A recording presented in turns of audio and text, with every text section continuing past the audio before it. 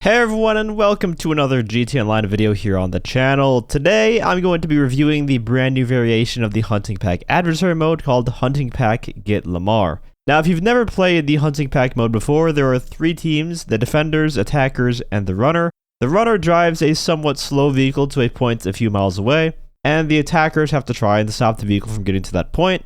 Once the runner vehicle gets under a certain speed from being stopped, the timer starts to tick up until the vehicle eventually blows up. And the defenders obviously have to try to stop that from happening. They have to try to fend off the attackers. So it's a pretty simple mode that can be fun, but most of the time it's one-sided towards the attacking team. In this spin-off version of the mode, it works almost the same way with just a few key differences. The biggest one is that the runner is instead Lamar transporting his LD Organics product in the LD Organics van. And instead of the vehicle blowing up when the bar is filled up, Lamar actually passes out from getting too high. And it's pretty funny because he actually just falls out of the vehicle. The defenders take on the role of the families here, and the attackers take on the role of either the Vagos or the Balas in lowrider vehicles. So it has the in-game lore tied into it here. The pass-out meter works differently to the previous versions of the mode though, because it doesn't ever go down or reset like the detonate meter does in the Hunting Pack Remix mode, for example. So let's say you get stopped a good amount but manage to make it back up to speed with the bar almost filled. Well, if you get slowed down for just another second, then you're gonna lose, you're gonna pass out. As a trade-off though, the pass out bar does go up slower than the detonate bar does in the other modes, so the attackers are gonna have to stop the vehicle for longer in order to win. But in my experience playing all three modes, it was near impossible for the runners to actually win here. Out of the 7-ish rounds we played, the runner only won one of those 7 rounds. So it's still heavily skewed towards the attacking team, potentially even more so than the previous variants of the mode. I think it would have been better if the pass out bar slowly went down over time, not as fast as the detonate bar goes down in the other modes, but over a 30-second period of being up to speed, I feel like it should decay a good amount of the pass out meter. Maybe by like half at least over a 30-second period of time.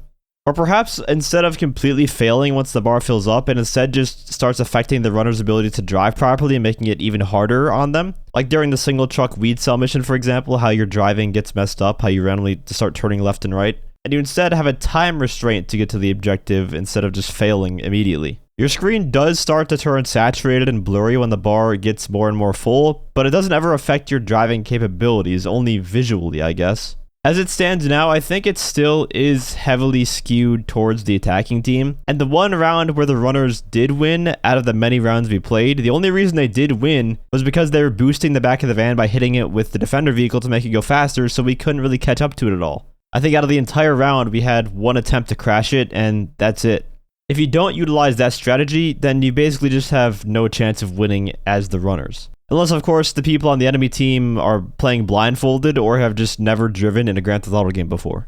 So for aesthetics, the mode is cool. I like that it's with Lamar, and the pass out thing is funny at the end of the day, how he falls out of the vehicle. But gameplay-wise, it's really just Hunting Pack. You'll play the mode a couple of times, then forget about it like you do with most adversary modes, even though I still do think Hunting Pack is one of the better adversary modes in the game. The mode does fit the 420 theme, obviously, and that's what their main objective likely was when creating it. Let me know your thoughts on the mode down in the comments. Do you feel it is a bit unbalanced towards the attacking team? And if you enjoyed the video or found it helpful, feel free to leave a like as well as subscribe to my channel for more gtaonline content. I also want to give a huge shout out to all of my channel members for your support. If you'd like to become a member for some exclusive perks, you can either use the join button or the link that's down in the description. And as always, thanks for watching and have a great day.